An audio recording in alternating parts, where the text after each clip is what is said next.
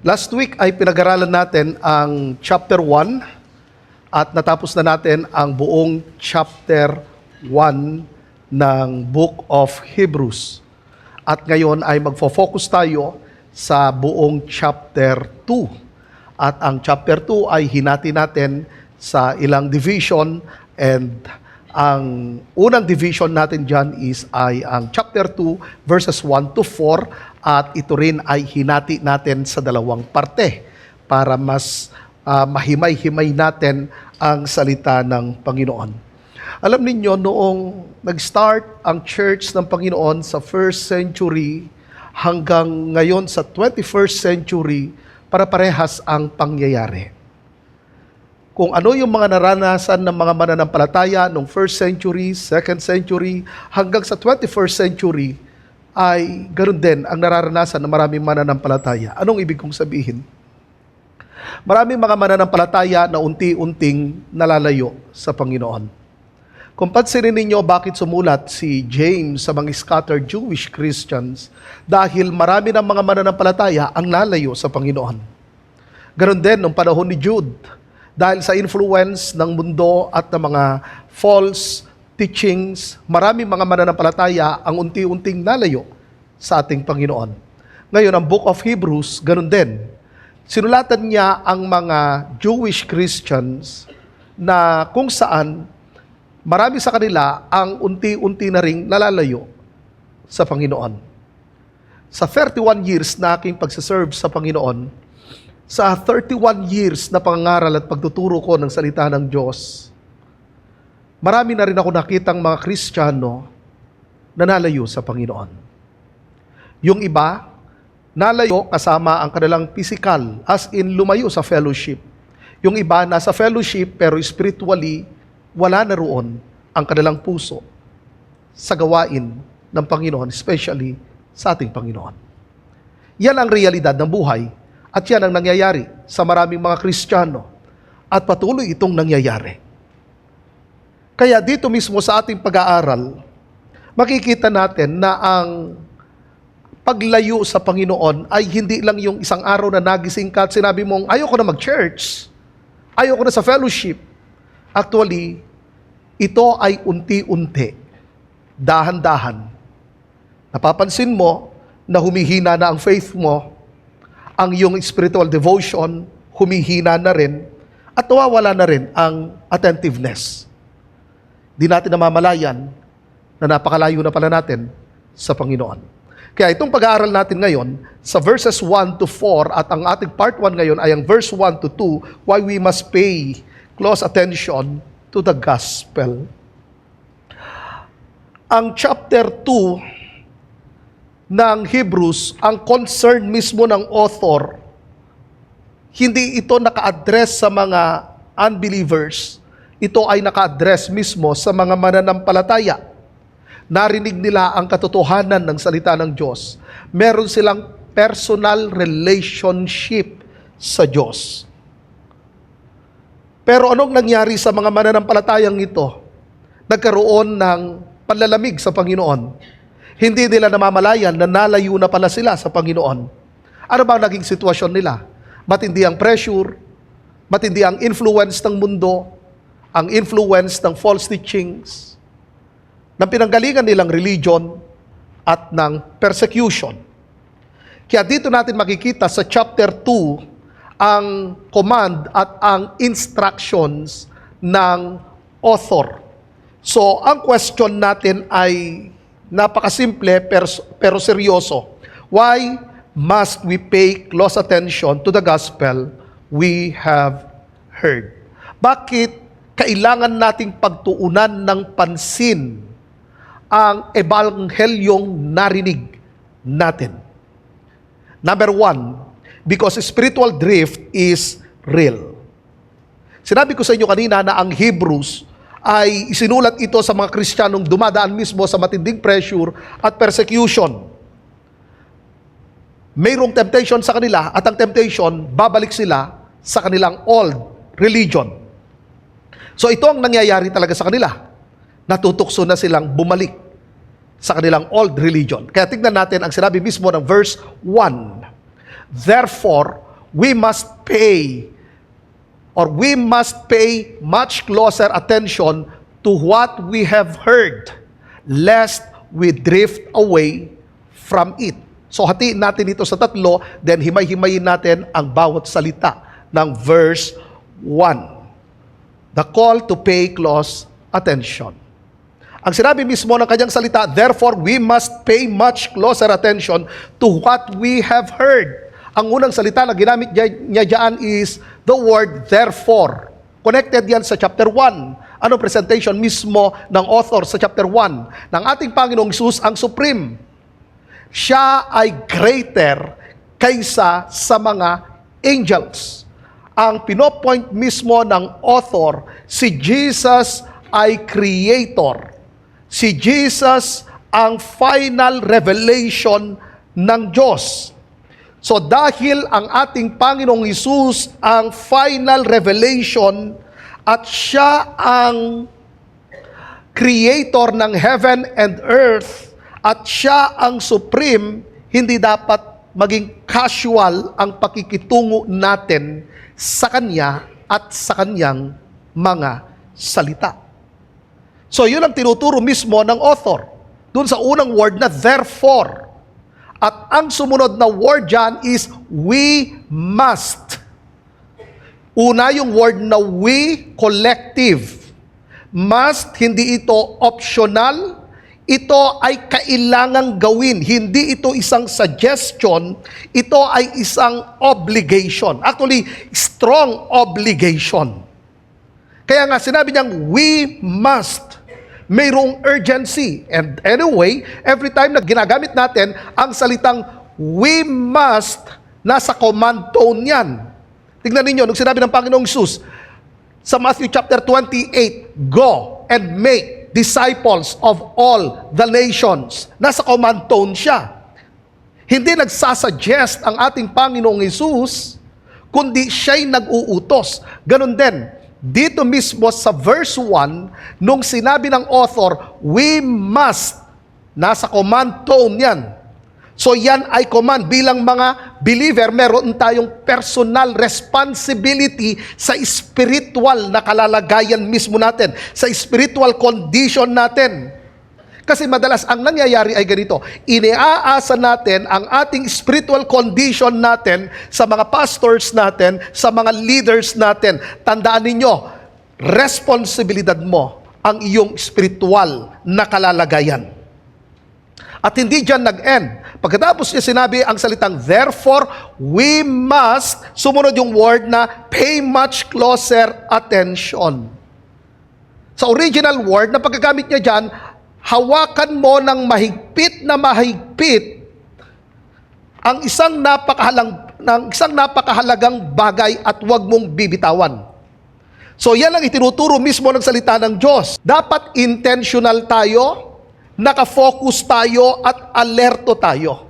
Kasi hindi sapat yung basta't narinig ko lang salita ng Diyos. Dapat nandiyan yung deliberate effort natin sa pag-aaral ng salita ng Diyos, sa pag-meditate sa salita ng Diyos at pag-a-apply natin ito sa ating buhay. So kailangan hindi siya yung basta't narinig ko ang salita ng Lord, then okay na yan. No. Babalik ulit tayo sa word na we must pay much closer attention. Hahawakan ko ito ng mahigpit na mahigpit. At ano ang sinabi niya roon? To what we have heard. Ano ang narinig nila? Walang iba kundi ang gospel truth. So ganito yan. Pinaalala sa kanila kung sino ang supreme. Si Jesus Christ. Right? At siya ang final revelation ng Diyos. At dahil siya ang final revelation ng Diyos, hindi dapat maging casual ang pakikitungo nila sa word ng ating Panginoong Jesus.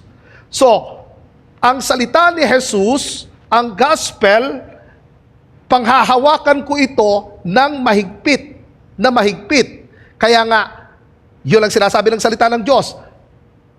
Kailangan natin itong panghawakan, ang ating narinig, ang kanyang mga itinuro, ang kanyang mabuting balita or ang ebanghelyo. Hindi lang doon nag-end. Pangalawa, ibig sabihin nito, the danger of spiritual drift. Tingnan nyo ang ginamit niya dyan. Pagkatapos sinabi na mag-pay attention tayo, sinabi niya rito yung salitang, lest we drift away from it. Ano yung unang word dyan? Lest. Baka. Ibig sabihin, posible na malayo talaga ang mananampalataya sa Panginoon. Posible na tayo ay malayo, manlamig. Ito mismo ay mayroong panganib. Nung sinabi niya yung salitang lest, may danger talaga yan. Kahit ikaw ay mature ng Kristiyano, posible na malayo ka sa Panginoon. Kaya nga sabi ko sa inyo sa more than 30 years na aking paglilingkod sa Panginoon, maraming mga Kristiyano ang nakaranas ng spiritual drift. Kaya nga sinabi ni Apostle Paul, bantayan ninyo ang inyong mga sarili. Baka akala ninyo, nakatayo kayo. Nakadapa na pala kayo. Mayroong danger. Then sumunod yung salitang we drift. Ulitin ko, yung salitang we, collective. Ngayon, hindi lang hanggang collective yan, kundi ito rin ay pagpapakita na meron din tayong spiritual na responsibilidad. Ang drift dito ay hindi biglaan. Hindi yung basta't lumayo ka na lang kaagad sa Panginoon. Hindi ito isang overnight decision. Ganito yan. Parang isang ship na hindi siya nakaangkla. Kapag ang isang ship hindi nakaangkla, unti-unting naaanod papalayo. Ganyan ang spiritual drift. Kapag hindi ka nakaangkla sa salita ng Diyos, ang nangyayari, unti-unti, dahan-dahan, nalalayo ka. Hindi mo namamalayan, sobrang layo mo na pala sa Panginoon. Hindi mo namamalayan, malamig ka na pala sa Panginoon. Hindi mo namamalayan, nawawalan ka na ng gana sa pagpe-pray, nawawalan ka na ng gana sa fellowship, nawawalan ka na ng gana sa life group, nawawalan ka na ng gana sa pag-aaral ng kanyang salita. Ganon mismo ang spiritual drift. Tignan nyo yung sumunod na word, away.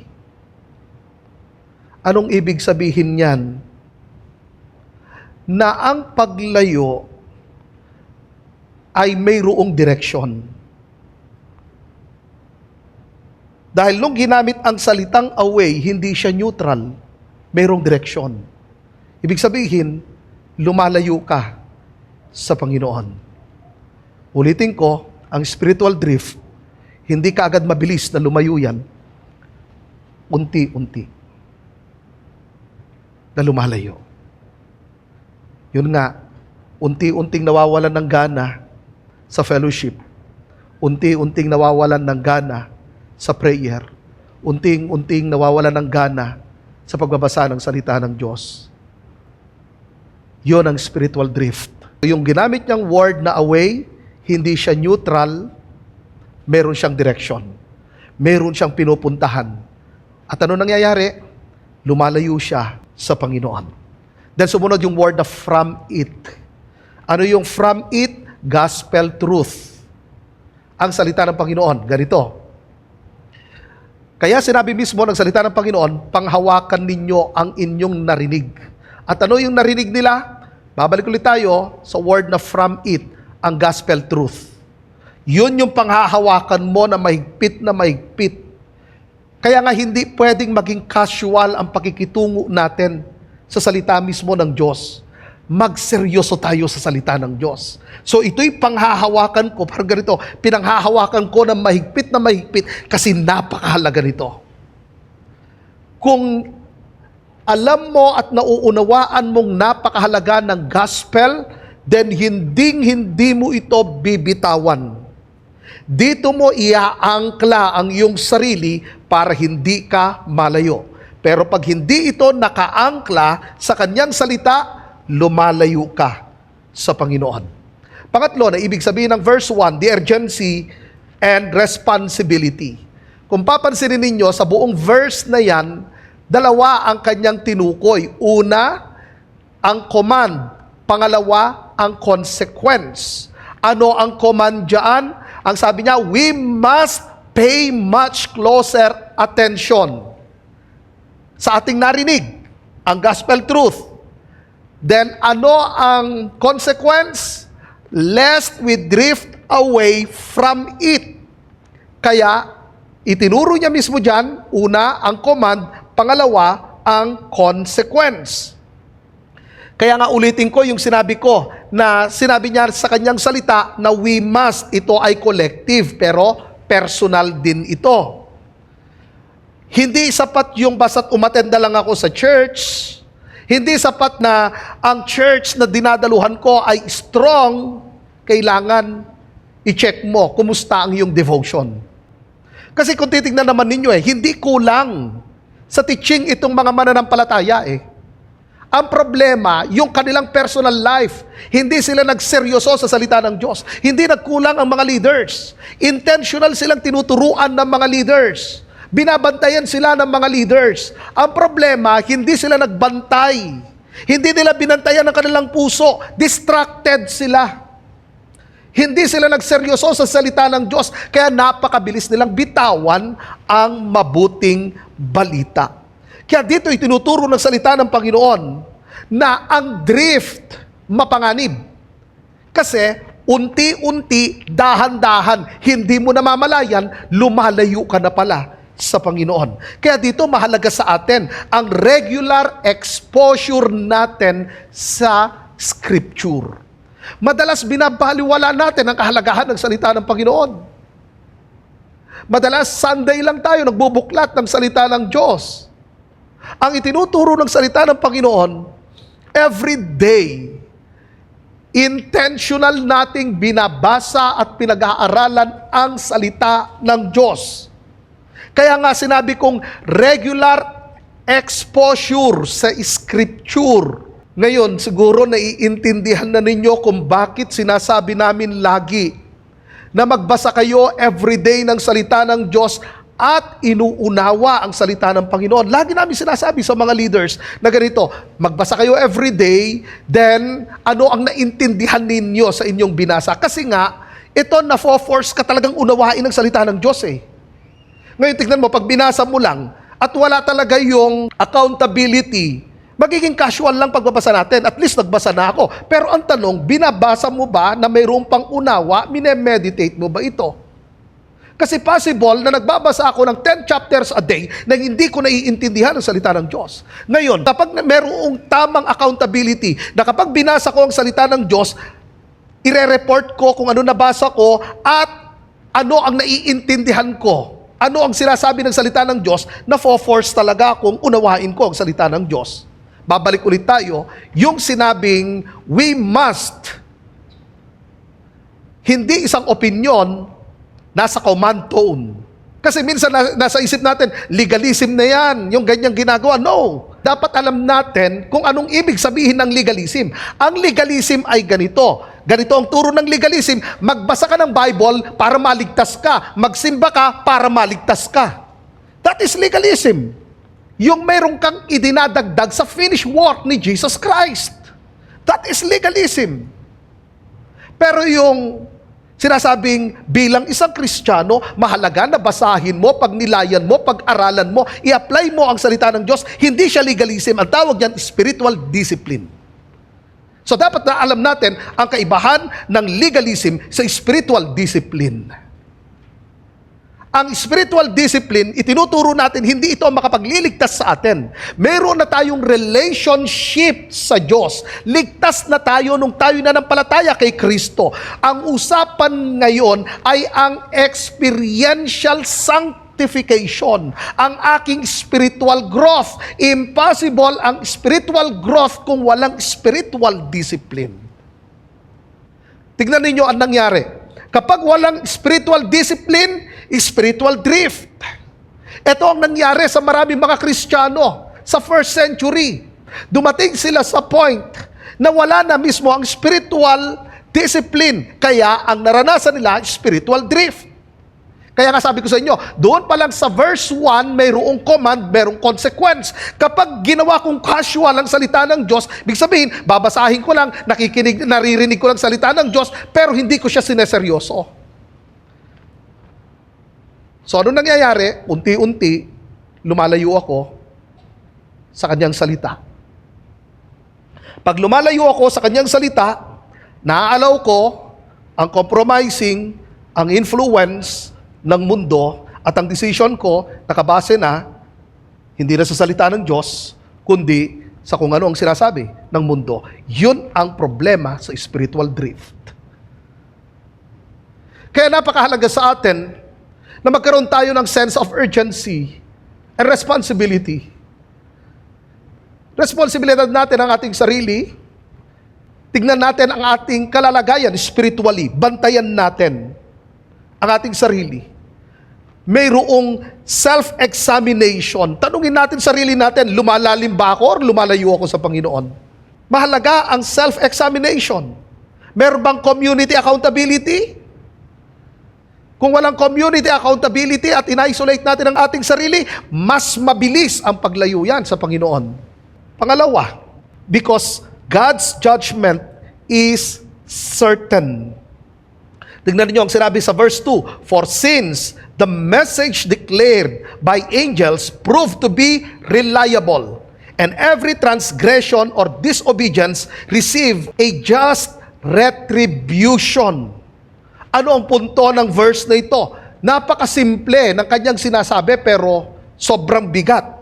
Na kanyang sinabi, kung sa Old Testament mismo, seryoso na ang Diyos sa kasalanan, edi lalo na ngayon sa bagong tipan dahil malinaw na ang revelation. Si Jesus Christ. So ipinapakita mismo sa verse na ito na ang judgment mismo ng Diyos ay certain, just, and consistent. So isa-isahin natin ang verse na ito para mas maintindihan natin ang verse 2. Una, the reliability of the message declared by angels. Anong kanyang sinabi? For since the message declared by angels proved to be reliable. Anong unang kanyang sinabi dyan? For since. Ibig sabihin, nagbibigay siya mismo ng dahilan sa previous warning. Usapan doon yung sa Old Testament. Hindi ito emotional reaction ang warning. Nagbibigay mismo siya ng historical proof. Ano ang historical proof? Anyway, ang kausap niya dyan ay ang mga Jewish Christians. So, alam nila ang Old Testament. Alam nila na ang ginamit ng Diyos para magdala ng message ay ang mga angels. Sa Old Testament, ginamit ng Lord ang mga angels, especially ang Mosaic Law. Ang lahat ng lumabag roon ay mayroong tinatawag na judgment. Ngayon, balikan natin yung word na for sins. Mayroong historical proof. Ano ang ilan sa mga historical proof? Si Nadab and Abihu. Sino ba si Nadab at si Abihu? Ito ay ang mga anak ng high priest na si Aaron. Alam nila ang command ng Diyos. Bilang mga saserdote sa kanilang pag-o-offer, mayroong dapat silang sundin. Hindi dapat nila yung gagawin kung anong gusto nila. Ano nangyari? Etong magkapatid na ito, itong magkuya na ito, nung sila ay naghandog, nagdala sila ng unauthorized fire. At anong ginawa ng Diyos? Tinupok sila. Itong dalawang priest na ito, hindi nila sinunod ang command ng Diyos. Binaliwala nila ang holiness ng Diyos. Para sa kanila, okay lang yon na gawin, na magdala sila ng unauthorized fire. Actually, sa konteksto niyan sumunod na command ng Diyos, bawal or huwag silang uminom ng alak. Kaya nga, ang sabi ng mga scholar, ng mga mag-aaral ng salita ng Diyos, ang ginawa ng magkapatid na ito, pumasok sila at nag-offer sila sa Panginoon na nakainom. At sila ay ginudge ng Diyos. That moment, tinupok sila ng Panginoon. So, mayroong historical proof. Hindi lang yon. Actually, marami talaga yan Isa pa dyan, si Korah. Ano ang naging problema kina Korah? Si Korah ay nagrebelde. Mababasa natin yan in Numbers chapter 16. Mayroong mga kasama sina Korah. Actually, hindi basta-basta ang mga naging kakampi ni Korah. Mayroon siyang 250 leaders. At ang mga leaders na ito hindi basta-basta. As in, matataas talagang position sa Israel. Nakasama nilang nag-aklas laban kay Moses at kay Aaron. At ang dalawa na matataas na kasama niya diyan ay walang iba kundi sina Dathan and Abiram. Actually, ang focus ng kay Korah, ang focus niya, gusto niya makuha ang priesthood. Kaya ang unang kinakalaban niya talaga diyan, walang iba kundi si Aaron. Ito namang sina Abiram, ang focus ay sa political. Ang position mismo ni Moses, ang focus doon. At kung pansinin ninyo sa chapter 16 verses 12 to 14 ng Numbers, may pagkasarkastik itong sina Abiram and Dathan. Ano ang kanilang sinabi? Nilabas mo kami sa Egypt. Ang Egypt, ang land na masagana. Ang land na masagana na tinutukoy ay ang promised land. Ang sabi nitong sina Dathan and Abiram, sabi nila, hindi ang Egypt, ang lupang may gatas at pulot. Nagrebelde sila sa Panginoon. Kinwestiyon nila, bakit si Moses ang leader? Bakit? Siya lang ba ang pinili ng Diyos? Bakit si Aaron ang high priest? Bakit? Siya lang ba ang saserdote? So nagaklas ang 250. At anong nangyari? That day, bumuka ang lupa at nilamon ang lahat ng mga leaders na ito kasama ang kani-kanilang pamilya at mga ari-arian. Then pagkatapos, bumalik ulit sa normal ang lupa. Anong point doon? Kung noon, may judgment, gaano pa kaya ngayon? Yan ang problema sa mga hyper grace and cheap grace. Kasi nasa isip nila na dahil sa nasa grasya na tayo ngayon at wala na sa law, wala na ang judgment, wala na ang discipline ng Panginoon. No. Maliwanag ang chapter 2 verse 2 ng Hebrews. Kaya nga maganda talaga, inuunawa natin ang bawat salita dito. Kaya nga hinihimay-himay natin. Sumunod na sinabi diyan, for since the message declared by angels. Tinutukoy diyan ang Old Testament. Dahil nga sa Jewish understanding, ang mga angels ang ginamit ng Panginoon para ibigay ang law. Sila ang instrumento ng Diyos na ibigay ang kautusan kay Moses. So ibig sabihin, ang law ay hindi siya ordinary law. Ito ay ang word ng Panginoon. Galing mismo ito sa Panginoon. Kaya sumunod dyan, proved to be reliable. Anong ibig sabihin ng reliable? Trustworthy, firm, binding. So ang bawat sinabi ng Diyos sa law ay nagkatotoo. Kaya nga, babalik ulit tayo sa word na ginamit, for since merong historical proof. Hindi ito empty threat. Mayroong nangyari nung sinabi ng Panginoon, parurusahan ko ang gumawa nito at yung mga gumawa, pinarusahan. Kasi nga, huwag niyong kalilimutan, ang Diyos ay faithful. Faithful siya, hindi lang sa promise, kundi maging sa judgment. Kasi madalas, naiisip natin, God is faithful. At ang interpretation lang natin, dun sa kanyang mga promises, dun sa kanyang blessings. Hindi natin naiisip, pati sa judgment, faithful ang ating Panginoon. Pangalawa, na ibig sabihin ng verse 2, the consequences of transgression and disobedience. Tingnan ninyo, ang ginamit niyang word dyan, every. Anong ibig sabihin? Walang exception. Hindi ako exempted, kundi ibig sabihin lahat. Hindi selective ang justice ng ating Diyos. Minsan naisip natin, hindi porket hindi siya ganun kasama, hindi siya parurusahan ng Panginoon. Hindi dahil sa hindi ganun kalaki yung kanyang kasalanan, palalampasin na lang ng Diyos ang kanyang kasalanan. Hindi yun ang sinasabi ng salita ng Panginoon. Ang sabi ng Bible, and every. Sumunod yung salitang transgression. Anong ibig sabihin ng transgression? Ito yung paglabag sa boundary ng Panginoon, sa specific boundary. Tinuturo diyan mismo yung conscious violation sa command mismo ng Diyos. So hindi yung basta, ay nagawa ko, hindi ko alam. No. Conscious ka na violate mo mismo ang command ng Panginoon. Tandaan ninyo, ang mga kausap rito, mga Kristiyano, alam nila ang salita ng Diyos.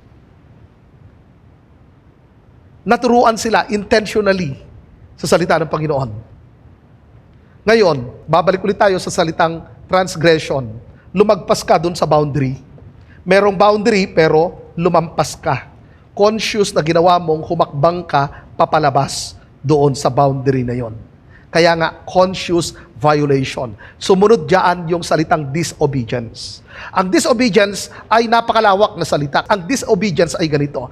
Hindi lang basta nilabag ko at hindi ko sinunod ang salita ng Diyos, kundi ayaw kong pakinggan ang kanyang salita. That is disobedience. Naranasan niyo siguro nung kayo sinesermonan ng inyong mga magulang. Anong ginagawa? Di ba minsan ang ginagawa ng mga anak, opo, pinapatigil yung kanilang nanay na magsalita. Yun yung ibig sabihin na ayaw mong pakinggan ang katotohanan. Kasi nga, masakit. So, ang disobedience, hindi lang paglabag, kundi nire-refuse mo na pakinggan ang katotohanan. Sumunod yung word dyan, receive. Sabi nyo nga, receive. So, hindi siya theoretical. Talagang yan, nangyari mismo yan. Hindi lang basta't sinabi ng Diyos na mayroong parusa. Talagang nakatanggap ng consequence. Yung mga taong ito. Babalik ulit tayo doon sa word na for sins, historical proof. Kaya nga, alam nila ang Old Testament. Mayroong pruweba, mayroong naparusahan dahil sa kanilang paglabag sa ating Panginoon.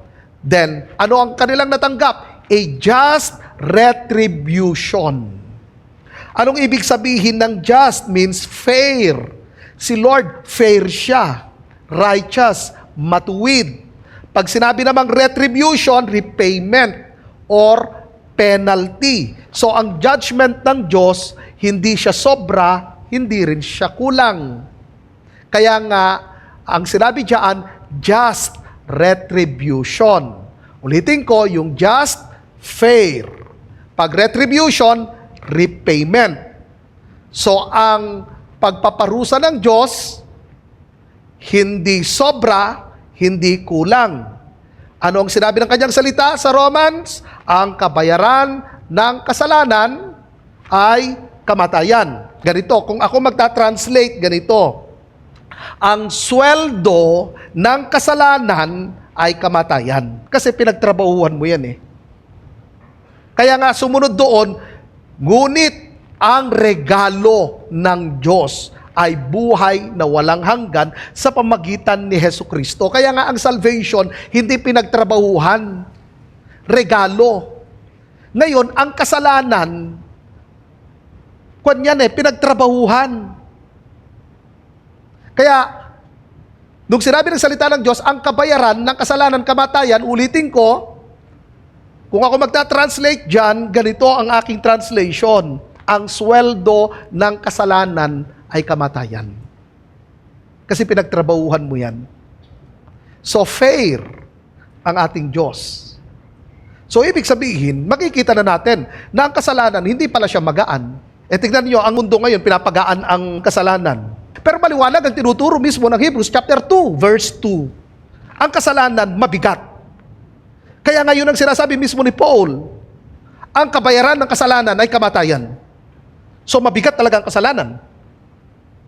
Mayroong penalty ang sin.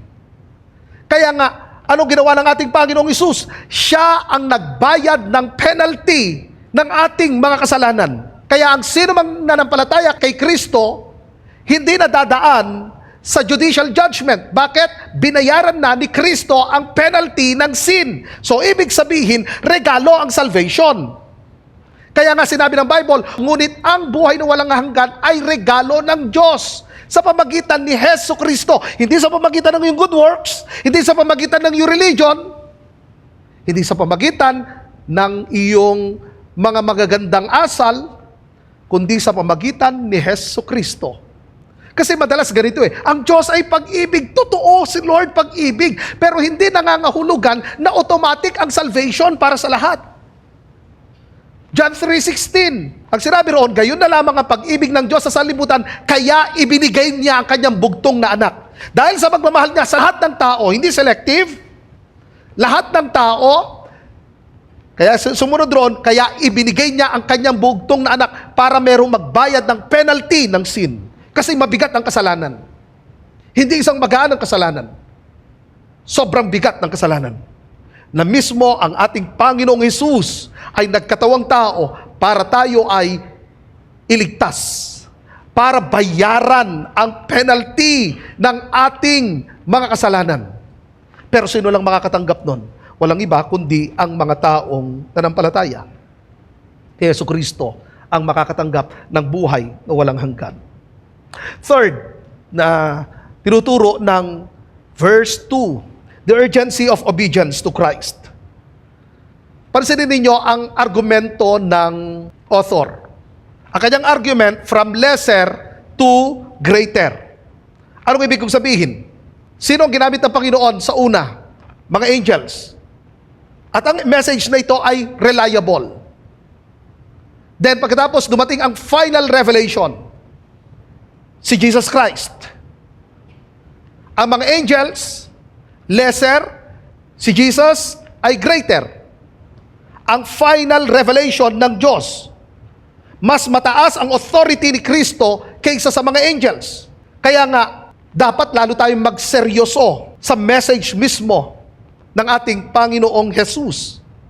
Dahil siya ang final revelation. Ngayon, ganito yan. Tayo ngayon na under sa grasya ng Panginoon, nauunawaan na natin ngayon ang revelation. Dahil mismo si Kristo ang final revelation. Hindi na isang anino, hindi katulad noon sa Old Testament, niisip nila, sino ang aming Savior?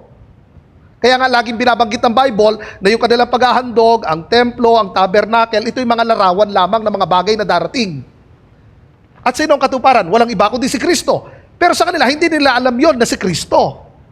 Naghihintay lamang sila. So ngayon, tayo alam natin, si Kristo. At alam na natin ngayon ang message. Nasa atin na ngayon ang New Testament. So dahil alam na natin ito, mayroon tayong mas malaking responsibilidad. At dahil sa malaki ang responsibilidad natin, lalo dapat tayo na maging maingat, mga kapatid ko. Ngayon, maaring ang tanong ng iba ay ganito, applicable ba ang verse 2 ng chapter 2 sa mga believers? Lalo na yung phrase na, and every transgression or disobedience receive a just retribution. Kung usapan ay condemnation, hindi yan applicable sa atin na mga believers. Kasi nga, ang sabi mismo ng Romans 8:1, there is therefore now no condemnation for those who are in Christ Jesus. Hindi nahahatulan ang lahat ng mga nakay Kristo. So, yung phrase na, and every transgression or disobedience receive a just retribution, sa usapang condemnation, usapang impyerno, hindi yan applicable sa mga true believers. Pero kung usapang discipline, yes, na dinidisiplina ng Diyos ang kanyang mga anak na minamahal. Kaya napansin ninyo, nung nag-commit ng adultery, itong si David, at pinatay niya ang asawa ni Bathsheba, ano ang kanyang awit, ano ang kanyang panalangin? Restore unto me the joy of your salvation. Hindi salvation, but the joy of salvation. Nawala ang joy. Kaya kapag tayo ay nalalayo sa Panginoon, apektado ang joy ng salvation. Mayroong discipline talaga sa mga mananampalataya, kaya mapag-aaralan natin yan. Kaya sabihin mo sa katabi mo, huwag kang mag-a-absent. Hindi lamang yon, mayroong eternal consequence. Okay, huwag nyo na namang ma-misinterpret yung sinabi kong eternal consequence. Hindi ko sinabing eternal condemnation, ha? Sa eternal condemnation, usapan dyan ang mga unbelievers. Ngayon, sa eternal consequence, mababasa natin yan sa 1 Corinthians chapter 3, verse 15. Lahat ng mga ginawa natin kasi ay pararaanin sa apoy, i-judge. Usapan doon ng judgment. Usapan mga mananampalataya. Ngayon, kung lahat ng mga ginawa natin dito sa lupa ay natupok pagdating ng Judgment Day, ang sabi ng Bible, lahat ng kanyang ginawa ay nawalan ng kabuluhan. Sabi niya, ligtas siya, pero wala siyang reward. Bakit eternal consequence? Usapan kasi dyan, reward. Tandaan ninyo, dito sa mundong ibabaw, ang position natin pansamantala. Tama po ba ako? Pero sa heaven, meron dakila, mas dakila, merong pinakadakila. At hindi mawawala yun. Yun ay walang hanggan. Ang reward ay walang hanggan. Dito sa mundong ito, yung mga natatanggap natin na mga award, halimbawa sa school, pansamantala lang yung saya mo tama po ba? Nung natanggap mo yung medal, syempre, umakyat ka sa entablado, sa stage, sinuot sobrang saya mo, ilang oras na suot-suot mo, pero hindi mo yan suot-suot, 5 years na, suot-suot mo pa rin yung medalya mo. At nawawala na kumbaga nababawasan yung saya. Tama po ba ako? Pero pagdating sa reward na galing sa Panginoon, meron siyang promise na 5 crowns. Merong 5 crowns na promise ang ating Panginoon. At yung crown na yon ay hindi panandalian, yun ay walang hanggan. Kaya kahit sobrang taas ng position mo dito sa lupa, pagdating sa langit, yun palang ginawa mo rito, may pagrereklamo, ginawa mo para sa sarili mo, possible na wala kang reward sa heaven.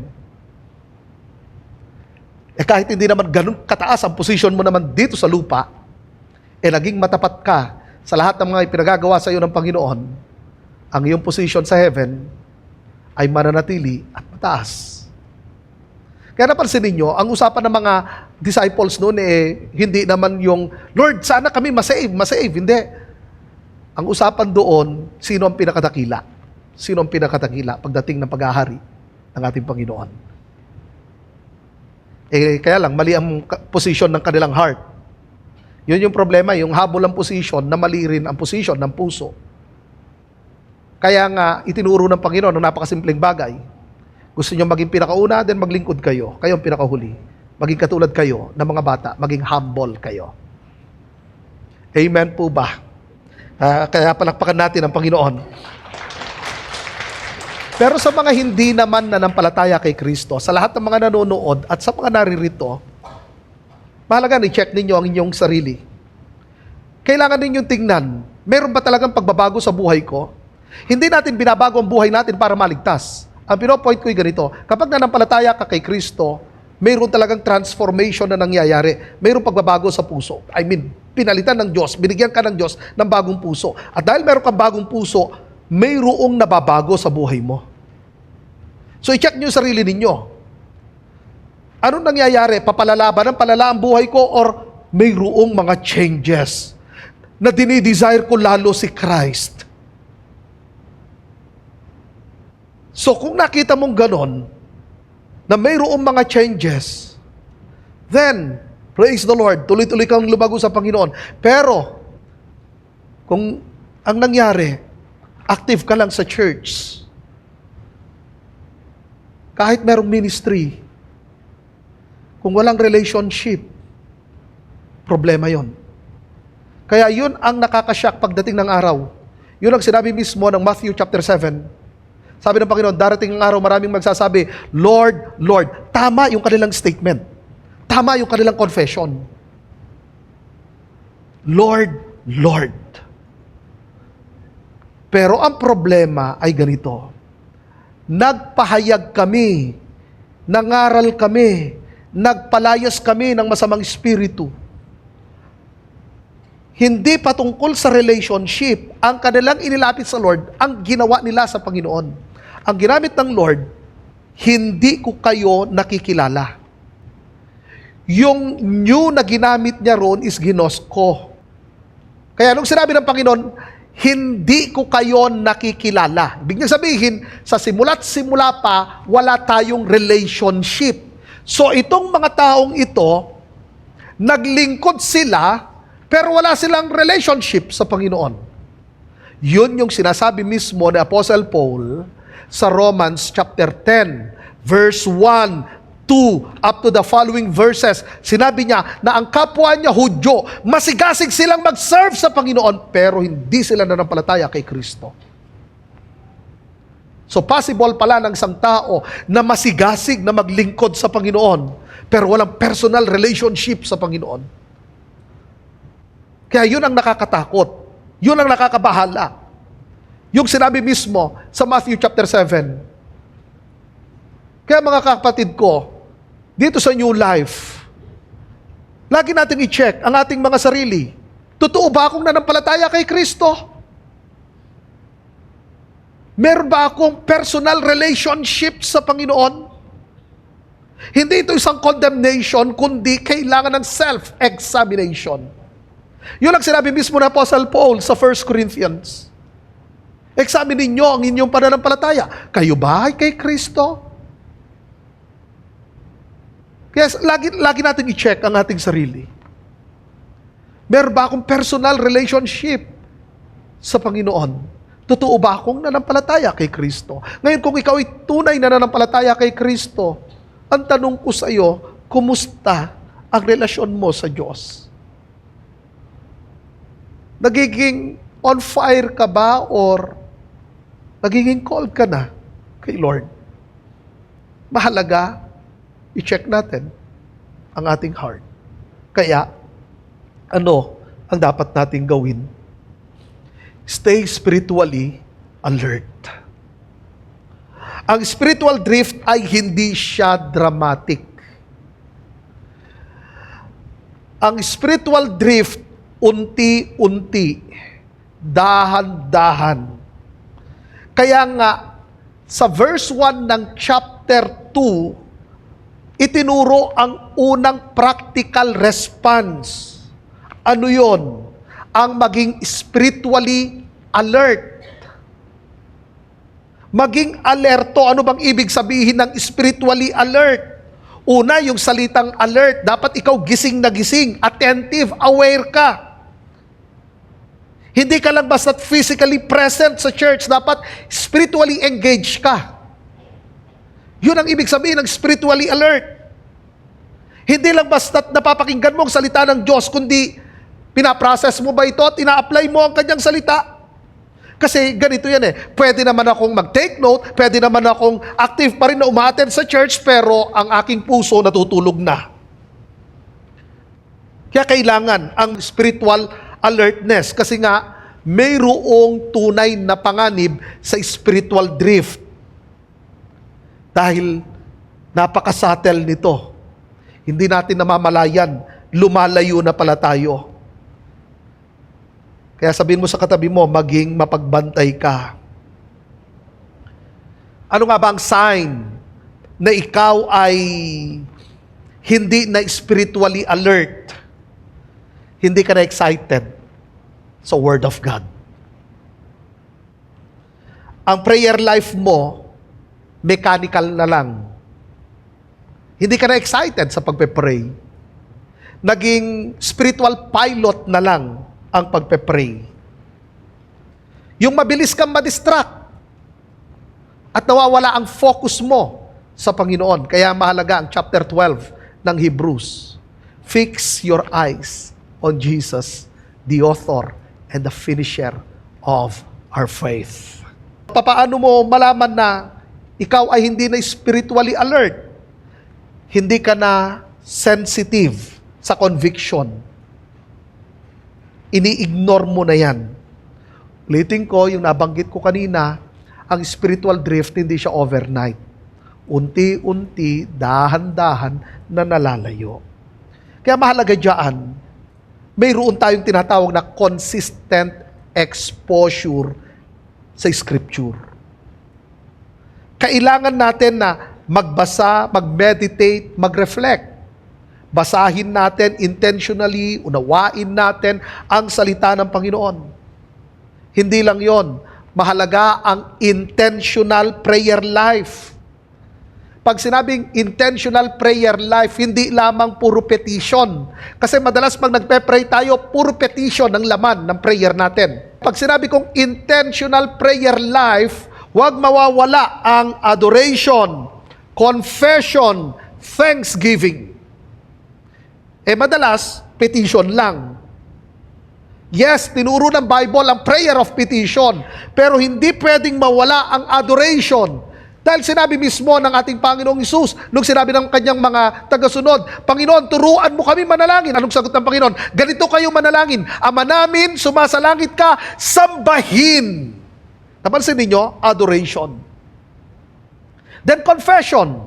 Ano ang confession na tinutukoy ko? Nung dinidisciple ko, minementoran ko ang aking anak na si Pastor Elijah, may tanong siya sa akin. Ang sabi niya ay ganito, Daddy, ano ang kaibahan ng repentance sa justification, sa repentance sa sanctification? Kasi sinabi ko sa kanya, ang repentance ay hindi one-time event. Ang repentance ay tuloy-tuloy yan habang nabubuhay tayo. Sabi ko ganito, ang repentance, nung bago tayo nanampalataya kay Kristo, nung tayo ay makasalanan pa, ganito yan.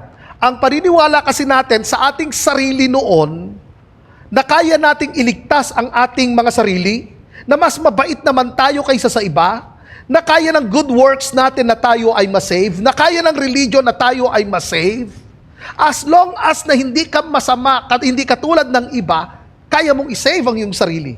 Pero nung marinig mo ang mabuting balita, nakita mo na ikaw ay makasalanan, at alam mo kung sino lang ang makapagliligtas sa iyo, walang iba kundi si Jesucristo, nagkaroon ng bagong pag-iisip. Nagkaroon ng pagpapanibago sa iyong kaisipan. Na nakita mo na ikaw ay makasalanan, na ikaw ay marumi, na hindi mo kayang iligtas ang iyong sarili. So, ano nangyari? Mayroong repentance, pagtalikod sa maling paniniwala. At hindi doon nag-e-end. Sumunod ang saving faith. Dahil alam mo na hindi mo kayang iligtas ang sarili mo, na ang kabayaran ng kasalanan ay kamatayan, pero nalaman mo at naunawaan mo na mayroong Savior, at ang Savior na yon ay walang iba kundi si Jesus Christ. Doon mo ngayon inilagay ang buo mong pagtitiwala. Hindi na sa sarili mo, hindi na sa good works mo, hindi na sa religion mo, kundi ang buong tiwala ay kay Kristo. That is saving faith. So sabi ko, nakita mo na kung anong repentance doon. Ngayon, ganito sabi ko sa kanya, ang repentance natin na mga anak ng Diyos ay ganito naman. Pag nagkasala ka, sinasabi natin, Daddy, patawarin mo po ako dahil nagsinungaling po ako kanina. Naichismis ko po yung aking katrabaho. Patawad po. Napansin nyo, specific na sinasabi ninyo. That is repentance. Na inaamin mo na mali ka at tama ang Diyos. Ulitin ko. Ito yung pag-aamin na mali ka at tama ang Diyos. Kaya sa prayer natin, huwag mawawala ang confession. 1 John chapter 1. Tinuro mismo ng kanyang salita sa verse 9. Kausap mismo ni John doon ay ang mga mananampalataya. So mahalaga na i-confess natin ang ating mga kasalanan. Hindi yun para ma-save tayo, save na tayo. Usapan doon ang restoration ng ating relationship sa ating Ama. It's all about intimacy and fellowship. ang pagpapatatag ng ating relasyon sa Diyos. Kailanman hindi nawawala ang relationship natin sa Diyos. Bakit? Ang sabi ng Bible, ang anak ay mananatiling anak magpakailanman. At sinabi rin ng kanyang salita, ang Espiritong mananahan sa inyo'y mananatili magpakailanman. So hindi nawawala ang relationship natin sa Diyos. Kaya sa atin ng mga mananampalataya, stay spiritually alert. So intentional ang prayer life natin. Kailangan din bantayan natin ang mga inputs natin. Bantayan natin ang mga pinapanood natin, pinapakinggan natin, mga kinakausap natin. Kasi ang heart natin madaling maimpluwensyahan. Sinong pina-follow mo? Ano laging pinapanood mo? Ulitin ko, ang puso natin napakabilis maimpluwensyahan. So, guard your inputs. Kaya nga mahalaga dyan, stay connected sa church community.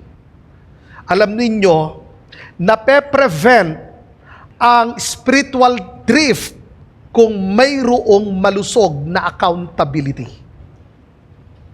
Kung walang malusog na accountability, then mabilis kang lumayo sa Panginoon. Pero nape-prevent ang spiritual drift sa pamagitan ng healthy accountability. Hindi nakakatulong ang isolation. Actually, ang isolation ang nagmapabilis ang paglayo mo sa Panginoon.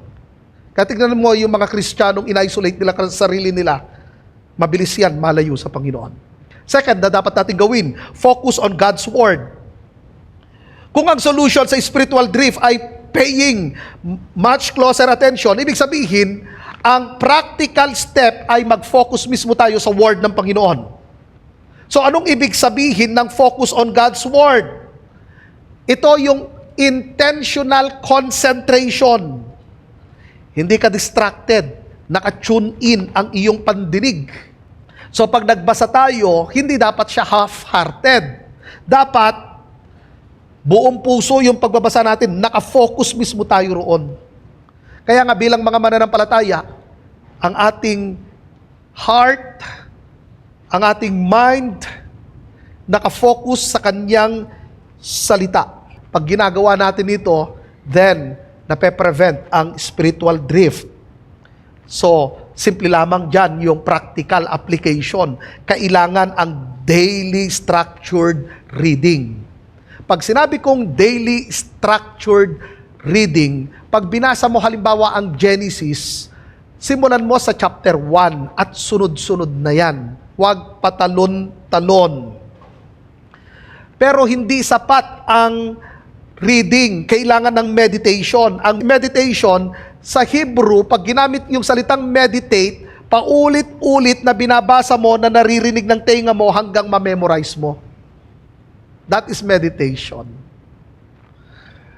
At syempre naman, pag nag-aaral tayo ng salita ng Diyos, o katulad yan, itong Sunday, then pagkatapos ng Tuesday, mahalaga mag-notes tayo.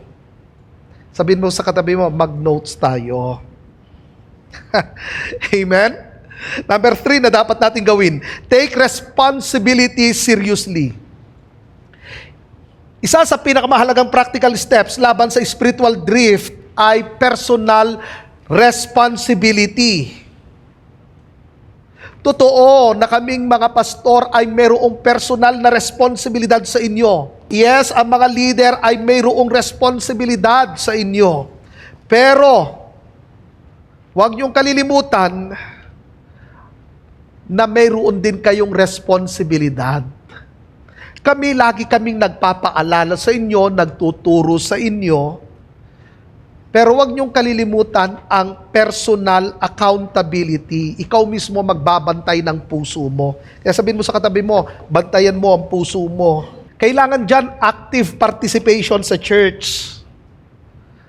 Pag sinabi nating take responsibility seriously, active ang iyong participation.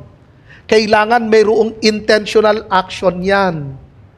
Attend ka ng fellowship, pag-aaral ng salita, pagpe-pray, i-apply mo ang salita ng Diyos.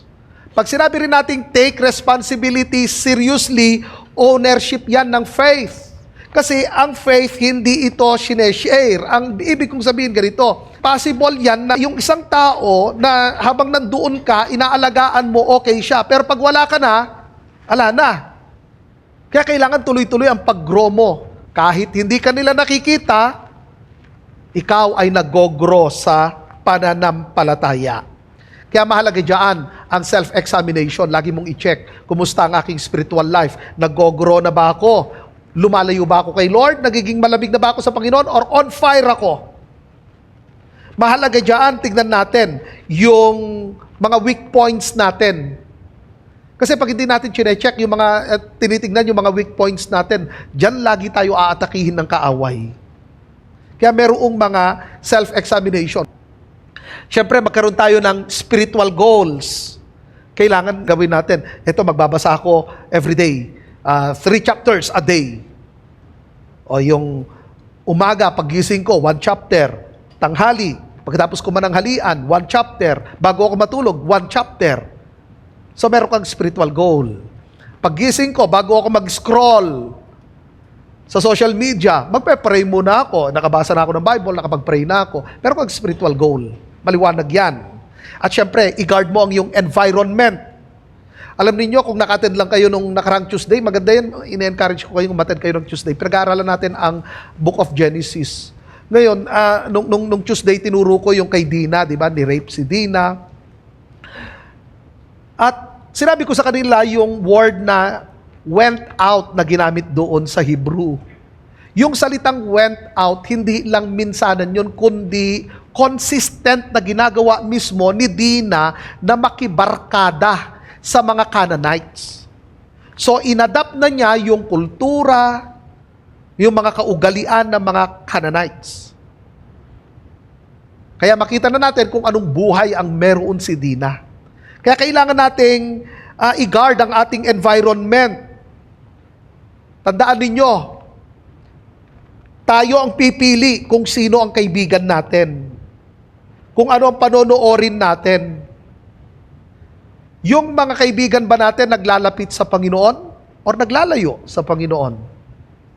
Sa panonood ko, napapanatili ba ang purity or nako-compromise ang truth ng salita ng Diyos?